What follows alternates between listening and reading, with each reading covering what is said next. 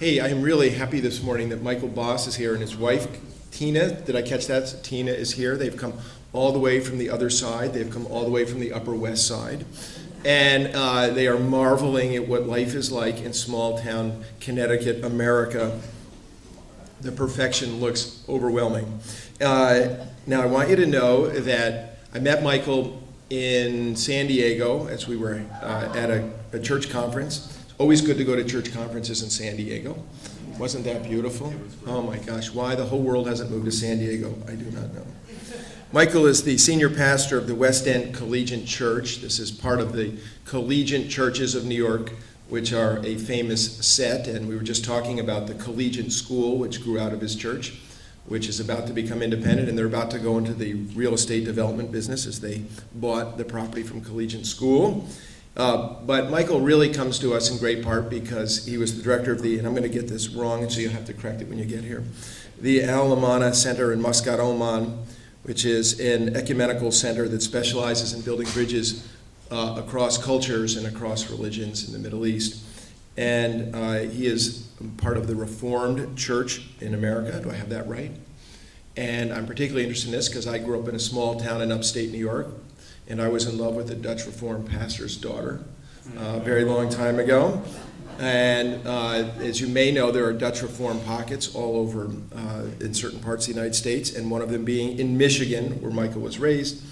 And I think that sort of interesting education that you have is not only that you went to Grand Valley State University, but studied theology at Free University in the Netherlands. We don't see a lot of that in the Episcopal tradition.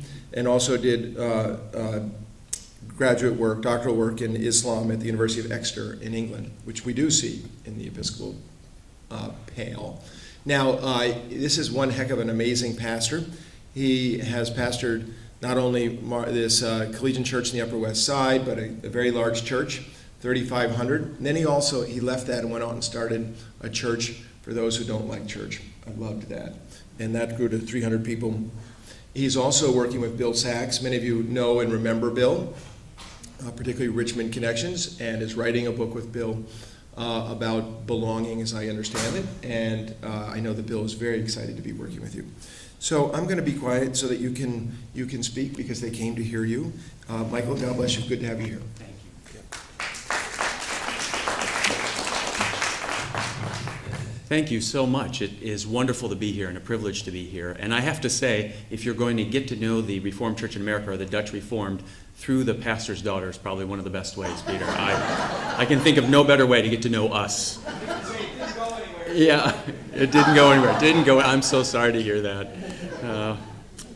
Well, it's great to be here, and it really is a privilege because in many ways I've been pastoring now in New York City and haven't done much in this area, and to spend some time thinking about what I wanted to say or what I should say was wonderful. It was reminiscing about this wonderful, rich experience living in the Sultanate of Oman. And I have to say, it's a bit of a struggle to know what to say. I came across someone who said this about their travels. Said when they would go to a place and stay a week, they could write a book. If they would stay a month, they could write an article. And if they stayed a year, they no longer knew what to write.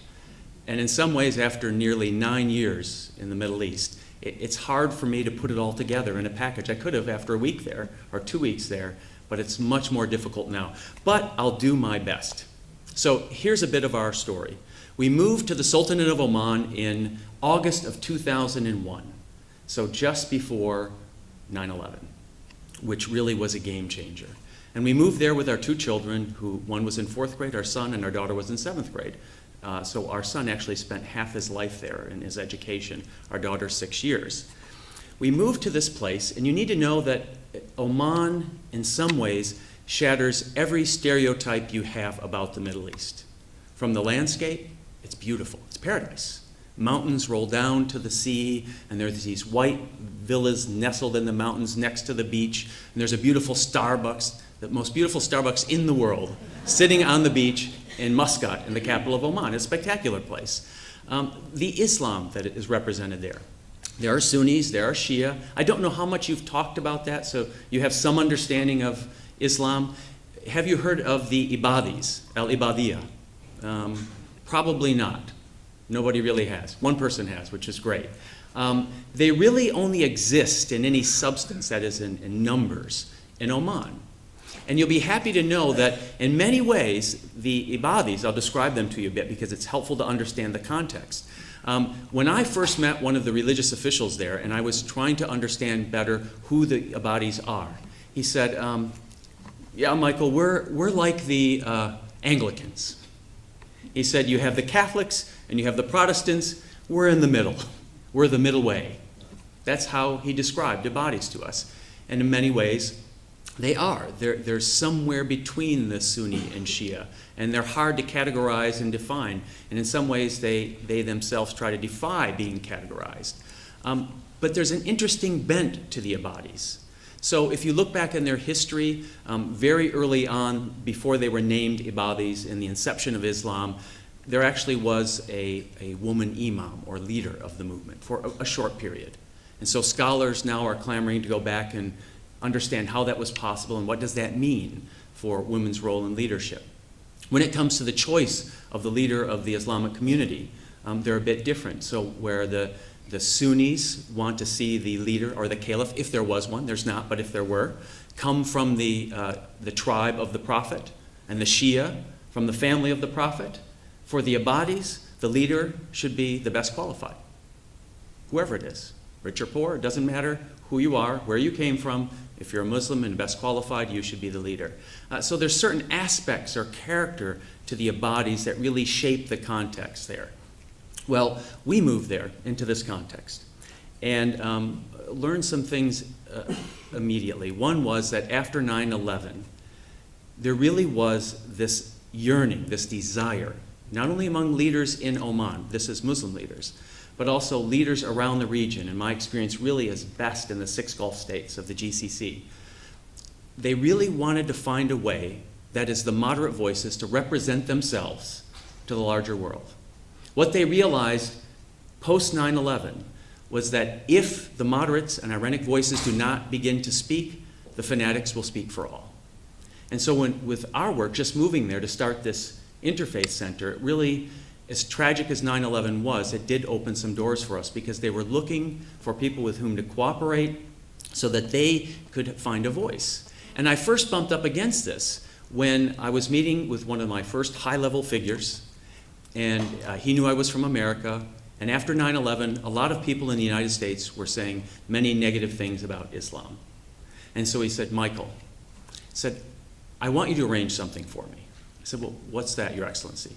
I want you to arrange for the person who said bad things about our prophet to come to Oman. I said, well, you're going to have to be a little more specific because a lot of people have been saying things. So who are you talking about? And he said, the son of the famous one. I said, the son of the famous one. He said, are you talking about the famous one as being Billy Graham? I said, that's the one. His son, Franklin Graham, had said some very tragic and horrific things about the Prophet and Islam in general. He said, I'd like him to come to Oman. I said, well, why do you want him to come? He said, I think that maybe if he would come here and we would meet face to face, he would just choose his words a little more carefully. That's really what he wanted.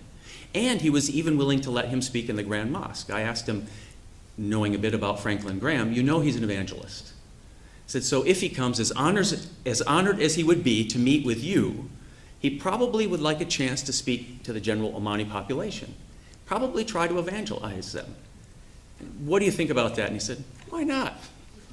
He said, if he comes and convinces everybody to leave Islam, I guess the truth that we believed in wasn't that great, was it? So there was kind of an openness I encountered and a desire to connect with the broader population. So we moved there, and that's the thrust of what we began to do, is really work with the Omanis, work with embassies, and work with many others to find a way, one, to give voice to the people in the region, to others, about who they are, what they believe, and all the diversity that it represents.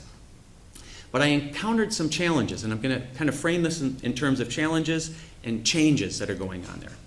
As far as, and I'm going to watch my time so we have plenty of time for Q&A. One of the immediate challenges I discovered, and this speaks to the relationship of Christianity to Islam, is that really some of the past missionaries had done us a disservice in paving the way for contemporary Christianity there. And let me explain why. there is what is known as the golden age of mission and evangelism, from about 1850 to 1950.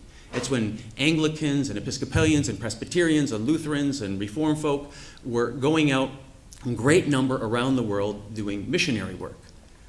When they did this, their goal really was to convert the population to Christianity. So they go to these countries, set up camp, establish hospitals and schools. As they were there, sometimes people would begin to change as part of the context. They began to grow an appreciation for the people. However, because of who they were and who they represented and where the funds came from, when they would go back home, they couldn't speak about these things. So they continued with the same party line, we're there to convert people, and further, they started doing writing about the depravity of Islam and how women and children were mistreated. And when they did so, they never dreamed, ever, that anybody from that region would be able to read these books and articles. Now fast forward. Now people are reading those books and articles. And one of the things I encountered immediately in the region was an underlying distrust. A distrust because they thought no matter what I say, and people would relay to me that some Muslims were saying that, don't listen to him. Whatever he says, he's lying. He's here for one reason and one reason only. He says he wants to build positive interfaith relations. That's not true. I've read their material. That was a huge hurdle to cross. Secondly, it was being compounded by another challenge. Have you heard the term tent makers? Tent makers is a term often used because Paul was a tent maker, as we see in Acts, and would earn his living that would allow him to travel and share the gospel. Well, now there are people who go as tent makers into countries, and the Gulf is filled with tent makers. These are people who come and they work in a variety of industries. They're teachers, English as a second language, petroleum industry, and they're really covert missionaries sent there with a secret mission, so to speak, to be able to convert the population. Well, they're being discovered. Because this Christian presence is being discovered, it again undermines the trust and credibility of those who are more open and honest about who they are and why they're there, and truly do want to build bridges with the population. In fact, the tent maker population is so great, I hate to admit this. If I would meet a Westerner who said they taught English as a second language, I would say, oh my, not another one. It's there to such a high degree. It has tremendous consequences and backlash. Give you an example. Oman, I think, is really working towards opening the doors, as are other countries in the region. They're symbolic in some way of having greater involvement in interfaith activity, really globally, but taking baby steps to allow that to happen within the country. So together with the South African embassy who sponsored us, we had this event, and it was the first official interfaith event in Oman. It was wonderful. It was a fashion show. It was a fundraiser for the Alamana Center. The event was great. We had presentations, and it was just one big party. It raised a tremendous amount of money.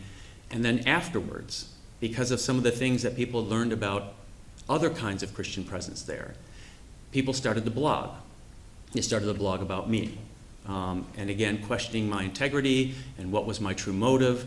And honestly, it was so bad, I thought it was my ticket home. I can remember meeting with government officials, the South African ambassador, apologizing to everybody that this in any way would be attached to all of them. But thankfully, we found a way through it. But you need to understand there is that dynamic that exists in the Gulf. It exists in Jordan. It exists in many places. And it does impact Christian-Muslim relations. That's on us. The other thing that was difficult or a challenge is really knowing our standing in an Islamic society and how we relate to the greater society. It's not all that clear-cut. How many of you saw the article this past week? It was one of the top articles, at least being emailed around, about the South African doctor who is now trapped in the Emirates. Yeah, many of you have. Here's the story, quickly. A doctor who, as many people do, kind of moonlighting a bit to make a little extra money in his retirement, went to the Emirates, Abu Dhabi, for 6 weeks and worked as a physician there. Unfortunately, there was a 3-year-old child that died, that had leukemia while he was there. So the child was treated, unfortunately died. He went back home, didn't think any more about this really per se. Now he was on his way home from Canada, passing through there. The flight connections were enough that he left through customs, get a visa so that he can go stay in a hotel and then go back and catch his flight the next day. When he got his visa and went to go through customs, there were police officers there that said, we're arresting you, you're a murderer. And you're being tried for the death, or you were already tried actually for the death of that child and convicted. They never notified him, he had no clue about this, and so he spent time in jail, 7 months. They ruled in his favor, now it's being appealed, and he's still going to be there. So there are stories like these that come, but here's what I want to say about this. In some places and in some circumstances, there are explicit laws about these kinds of things. Like, for example, another case that has been famous lately is known as the breach of honor with consent, which really was sex on the beach, for which 2 people got caught, and so they went into jail for 3 months. There are laws that are explicit and they're spelled out, but many times in the region, the laws aren't really laws per se, they're policies. So it's just the disposition of the government or the officials at that time. You'd be hard-pressed to find it written down. Now, as much as I love the region, and I do, we had a terrific experience there, it complicates things to figure out where you stand.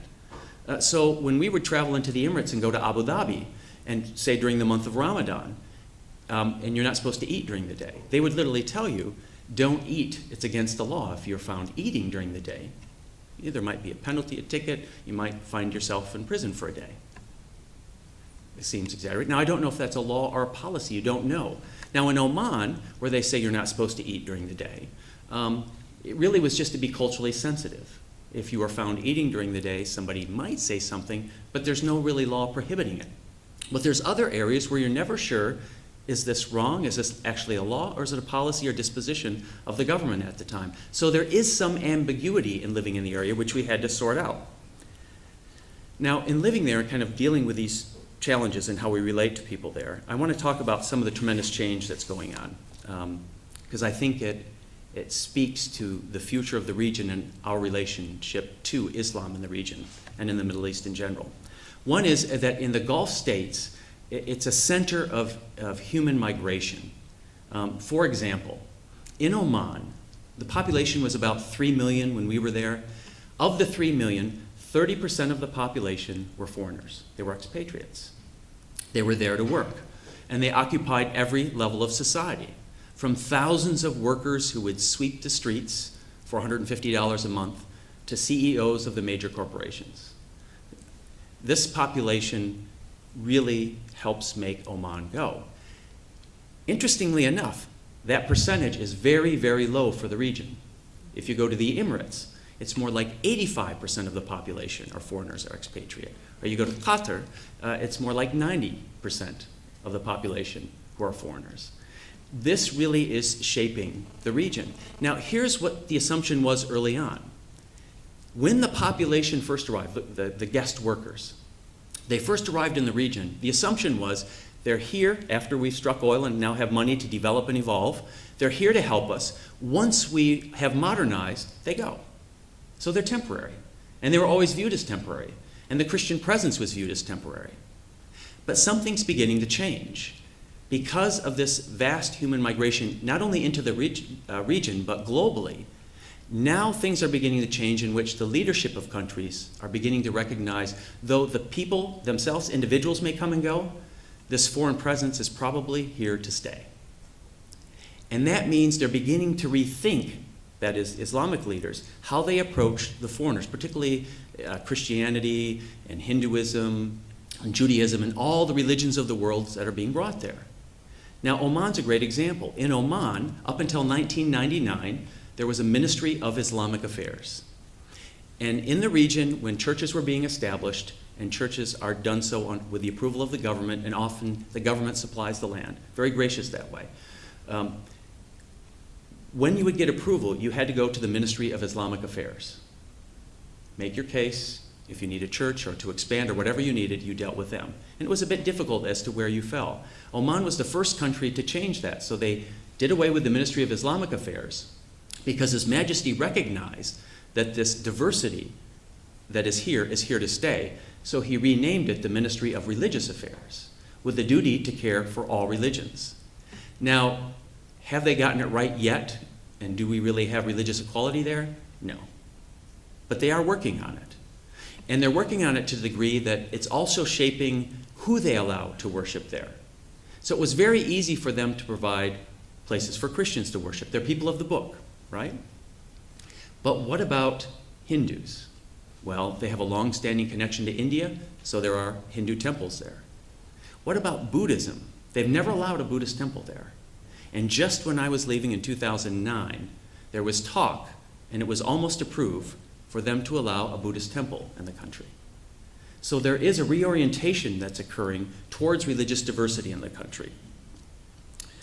Secondly, they really haven't thought a lot about religious equality per se, because they really view the guest workers and the religions there represented as temporary. Now that they're taking them more seriously, they really are beginning to think about religious equality and what that might mean. So for example, in Oman, they never really thought about proselytizing. I remember asking the question one day, what really is the law here about proselytizing or conversion? And they were a bit surprised that I actually thought that mattered. But through conversations and through their own internal conversations, they really come out strong, and here's their policy now. They've thought about it, and they thought, with regards to proselytizing or trying to convert someone, this is policy, this is not written down per se, again, back to that gray area, but they have officially said this. It is improper or inappropriate for a Christian to try to convert a Muslim, just as it is for a Muslim to try to convert a Christian, just as it is for a Protestant to try to convert a Catholic, or a Catholic a Protestant. What they really wanted to see was peace between the religions. You can represent your religion, you can speak about your religion, but they wanted no proselytization in the country. So that was a new development there. Another change is the understanding of Sharia. Have you talked about Sharia here? Do you know what Sharia is? Yeah, so some have a sense, right? So Sharia is this concept that it represents God's will. But what we don't often talk about is it's a very vague and nebulous concept, because Sharia isn't a book that exists somewhere. It really is subject to interpretation. So if you speak about Sharia in Saudi, Sharia might represent kind of the legal norms from their great-great-great-great-grandfathers, right? Old laws that have been on the books, and together that represents in some way Sharia, what God wills. In Oman, on the other hand, Sharia represents general principles of freedom and equality and certain fundamental values, and that these values then are taken up in the law they develop. So therefore, their legal system looks much like ours.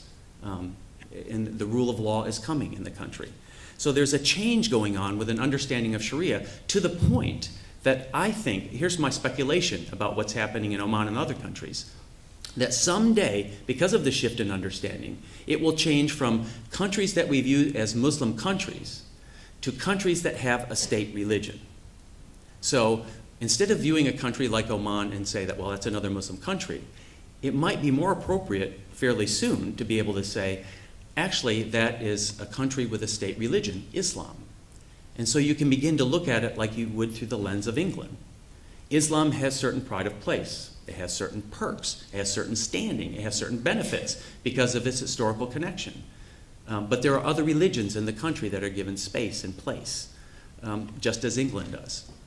I think Oman and some of the other countries are beginning to move that direction. And additionally, there's also more the privatization of religion, where because of the influence of guest workers in the region, because of the influence of secularization, you can see more and more that religion becomes a private matter, not so much a public matter. And so I see this movement and shift in the countries, that they begin to look a lot more like a state with a state religion, or a country with a state religion. They're not there yet, by any means. But if you were asked me to predict where some of the countries are going, that would be my prediction. From all of this, one of the things I've learned, I'm changing gears here about kind of some of the things have taken away, is that in being in the country, and working for nearly 9 years, I've discovered that one of the great needs is for me, on my part, as I've developed friendships with Muslims, many Muslims there, the need is for me to become an internal advocate for Islam. Not necessarily to promote it, you don't have to accept everything about Islam, but to help correct the misconceptions about Islam. I think it's the only way we'll change in our understanding of Islam if some of us internally do that, just as Muslims are doing the same for Christianity, or Judaism, or Hinduism, or Buddhism. Once we make these relationships, we really need to become internal advocates for one another. I really think our future lies there. If we don't do that, it's very difficult for others to speak into our traditions, into our context, to help affect change. But what I'm discovering is that when we develop these friendships, there becomes a responsibility. And the responsibility is to do our best to represent our friends. I would have people that would move to the region, and immediately they would call and say, "Can you introduce me to some of your contacts?" And I would say, sadly, after nearly 9 years here, I have no contacts. None. I do have friends. The difference for me is that because they're friends, I have a responsibility to them, just as I would to any friend.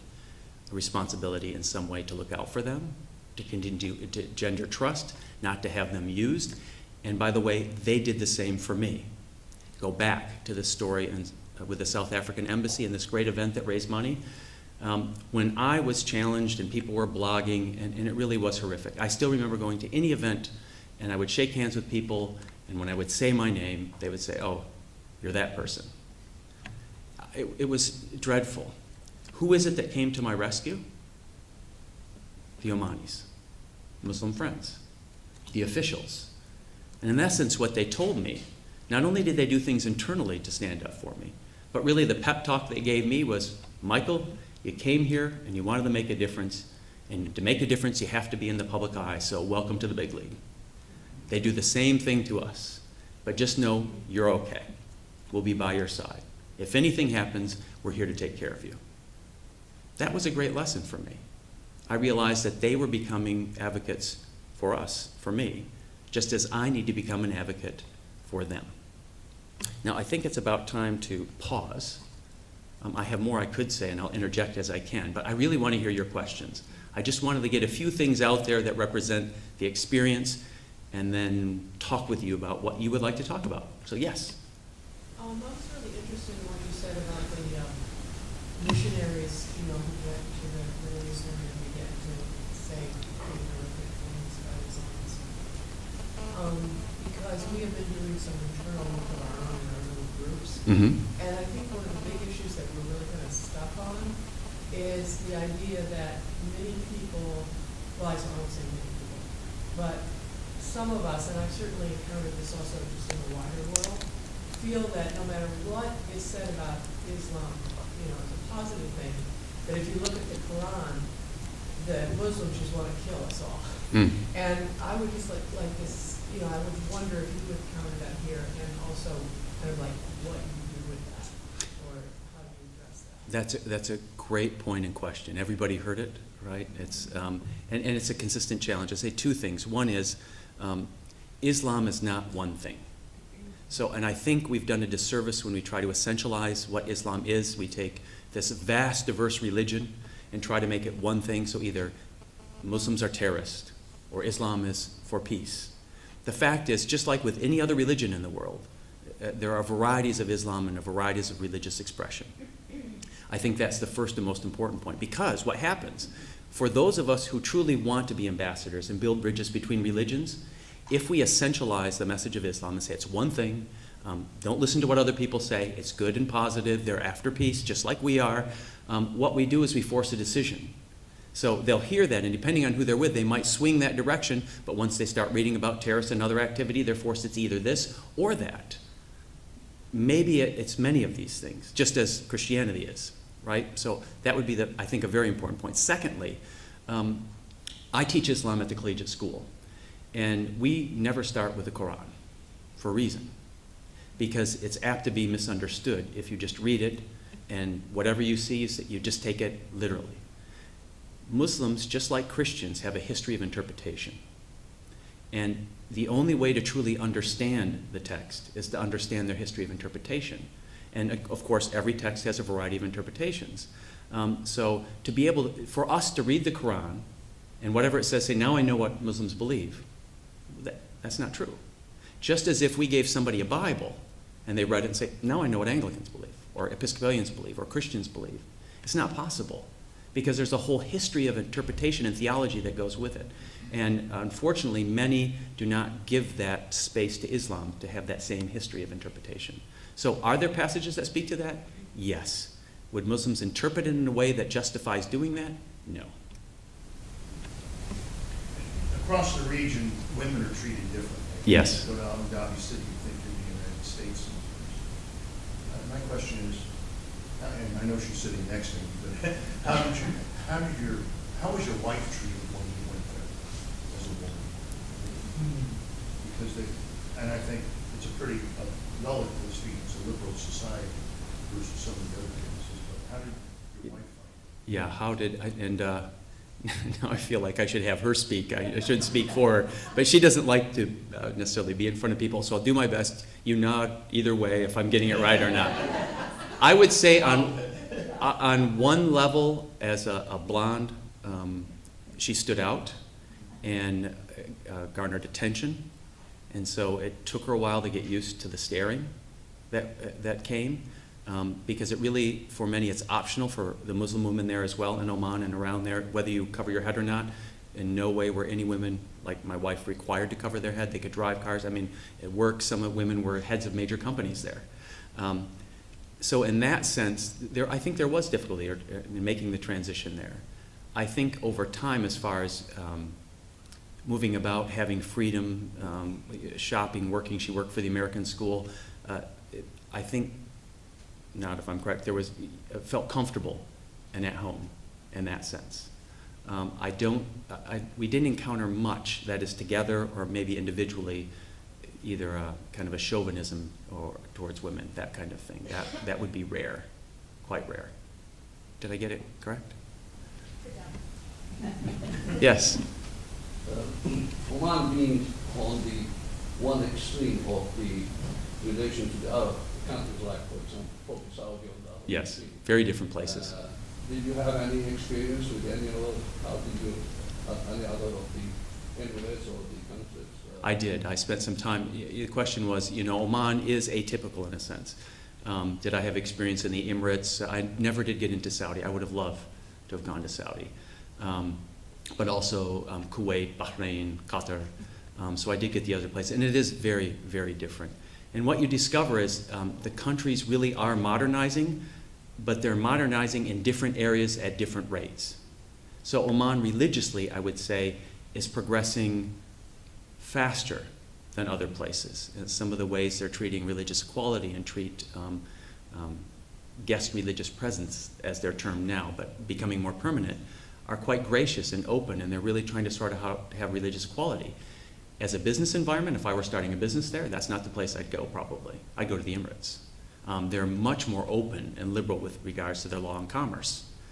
So you go to the Emirates and you see this tremendous latitude for companies to come in and this overwhelming foreign presence, but religiously, they're quite conservative and strict. And you encounter things I would never imagine encountering there because it looks so liberal, but it's not religiously or socially. And part of the reason people don't understand it is rarely do you meet an Emirati. I mean, they're only, 10% of the population or so? Maybe 15% at best. So most of the people that live and work there really never meet locals, whereas in Oman you do. So that changes the dynamics as well. So there is great variety there. Yes? In the early 1980s, my husband and I were given the opportunity to live in Bahrain for 2.5 years. Oh, great. So I struggle with what you were saying. It's very hard to talk about the experience, but he got there before I did, and since our children were grown and in college, he chose not to move into the compound that was all the Americans with the children and the school and so forth, and we lived in a Bahraini community. Mm. And as I think back about it, we never really talked about religion, but we met each other, we visited each other's homes, we got to know each other as people, and before we left, the neighbor across the street said, "You're not typical Americans, are you?" And that's so sad because the Emir would open his beach house for the Friday day off, and people would come in their teeny weeny bikinis and be not cognizant or willing to go along with what some of the unspoken rules and regulations were about how you dress and how you treated other people, and you're a guest in their country. Yeah. So Yeah. I worked at the American Embassy, I could drive, I could not wear an abaya. It was like living in paradise, like you said. But It's that re- was 20 years ago. You raise a good point, though, about living conditions, is that Saudi has compounds, right, where the expatriate population lives.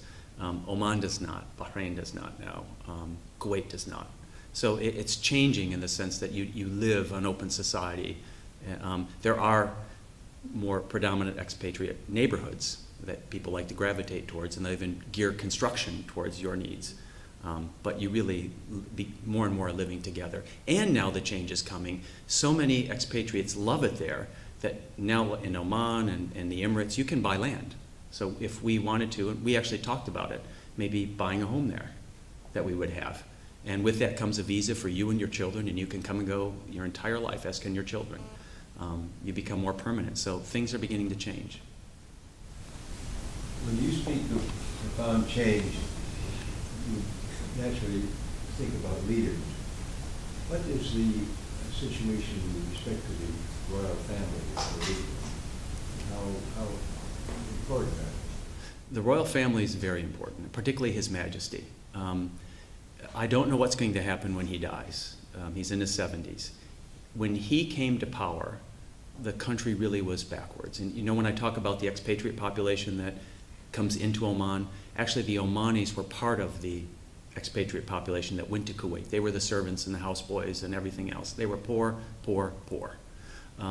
They were latecomers in the oil game, and when they struck oil and finally had income coming in late 60s, His Majesty, who overthrew his father, came to power in 1970. His father had banned radios and music and all these kinds of things. When he came to power, he came with a much more progressive agenda. And so really from 1970 until today, he has modernized the country. And so as far as the royal family in particular, I'd have to say him. He is a national treasure to the people, because in their eyes, he's the one who brought them out of poverty and backwardness to where they are today. Having said that, the youth who have come up, who do not know what it was like before, do have a sense of entitlement, and don't remember what it was like before. And hence with the Arab Spring that occurred in the region, it was many of the youth who do not recognize where they were and where they are now because of His Majesty. Now, does Oman need to make changes? Yes. Do they need to be more open? Yes. Do they need to move more towards democracy as they say they do? Yes, there's still steps to take. So I understand some of the unrest. I'm not faulting the youth because of their limited range of experience in the country. But no doubt that has changed. But His Majesty is just really a venerated individual. And he's an impressive individual. He truly is. The royal family itself, they're very open, I think very progressive. They travel around the world, of course, educated, many of them in Europe and the UK, and have gone to boarding schools. And so they're very enlightened in the sense of the ways of the world. They understand global dynamics. Sprinkled throughout the government, as in Saudi Arabia? Royal family, no, you really don't see royal family placed in many positions. There's a few key positions in which there's royal family members, but otherwise, no, you see kind of all the tribes of Oman represented in that sense. That description you just gave of Oman, generally a description you put across the whole UAE, I think, very progressive. My question is, why is that little sliver of land so progressive? And you back into, and I mean, in a sense, Saudi Arabia is very progressive in certain areas, industry and all of Kuwait. But there's a major difference between that little sliver of land and the rest, it's, at least in my mind, to the rest of the Middle East. Why do you think that is? It's a great point. In some ways, Oman, and you could include the Emirates as part of that, it's a bit like an island. Because being on the tip of the Arabian Peninsula. And their course of history, even in Islamic history, has been different. Partly because they were Abadis, that cast a different stamp of who they were. I think being seafaring people for millennia has shaped who they are. So where we talk about religious diversity and all that, in Oman they've been encountering this for a long, long time. It was late in the first millennium, so it's maybe 9th century, that they already had outposts in India and China through shipping. So they were already being exposed to peoples of the world and doing trade. I think those kinds of things left a stamp on that little sliver. Yes? During the course of this program, we've come to realize that the radicalism in all of our different religions is really a cause of great discomfort throughout the world. How should we be approaching our own religious fanaticisms that could be misunderstood, recognizing that it's very easy to point to the challenges of others? One, thank you for saying that. That is such a great point to make. And I really do think we need, one, I would say, just be in conversation with that element. One of the interesting things for me is when we would do interfaith gatherings, we say, okay, it's going to be Christians and Muslims and, say, the Abrahamic faith and Jews. Who do we want at the table? Often the people with whom we disagree from within our own tradition, the more maybe extremely conservative, radical element, we immediately never invite to the table. So I think one of the first things we need to do is we need to reach out to that group ourselves. Not that we can necessarily change it, but the only way we have any chance to affect change or influence is to be in connection with them. And I'm speaking for all of us here, but I think we do that so little, there's little chance to affect change. So it's a good point. We do have it within our own tradition. And we do need to recognize it and address it. And we do need to form bonds and relationships there. Others? We have Peter. Dick is my senior, so... Okay. Would you expand a little bit more on proselytizers who come as members of a working or administrative community? What's behind their motive? Are they independently motivated? Is there a conspiracy? What's your view of this process? Yeah, it's actually, there are mission organizations that exist and denominations with mission organizations who are very intentional about having tent makers, ministries. So they have funding and backing and organizations and meetings, and so there is an organization to all of this. So most of them are usually connected to such mission organizations who have this agenda to go into the country. They recognize that evangelism might be illegal or frowned upon or get them in trouble, so everything they do is covert. Now, interestingly enough, the countries know the presence is there. In Oman, I asked, to what extent do you know about this? We know about it. Do you happen to know some of the people involved? Yes, internal security, we know who the people are. What are you going to do about it? And they say, unless they do anything wrong, they're welcome to live here. So no matter what they think, what their intentions are, they're welcome here unless they overstep a boundary. So. Could you just say one last thing, if I might have my question to the last, about what you think will happen with Sharia law in the United States as the Muslim communities develop over time here? Yes. What will happen with Sharia law here in the United States? That's a tough one because, again, it would depend on which Muslim community. There's such variety. So there will be Muslims who feel that they absolutely need some sense of Sharia law, particularly with family law, because that's where it's strongest and most explicit, by the way, in the Quran and the traditions of the Prophet Muhammad. So they feel when it's very explicit in their tradition, there's no way of getting around it. We're compelled to live by it, so we need to find a way to have Sharia in that sense as part of the law. There are others who would say, I feel no compulsion whatsoever to follow those things. Times have changed, history has changed, the way we interpret scripture has changed, so I'm perfectly comfortable living as a Muslim in this society with these laws and have no need for it. So that's why it's hard for me to answer. You have that whole range there. I knew it was unanswerable. Thank you.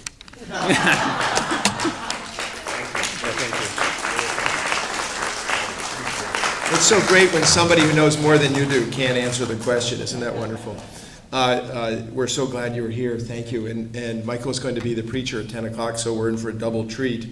It's very good for all of us to let you know, to hear more about the Gulf side of things. One of the things that Bill Sachs said to me early on is that Americans sometimes get stuck in the Mediterranean side of life. and think that the Arab-Israeli issues are boiled down to the whole story when it's not the truth, that there's so much more to this story. Secondly, I'm so touched to hear your reference to friends. You may remember my son Sam's talk and the role of friendship in the Middle East in hospitality.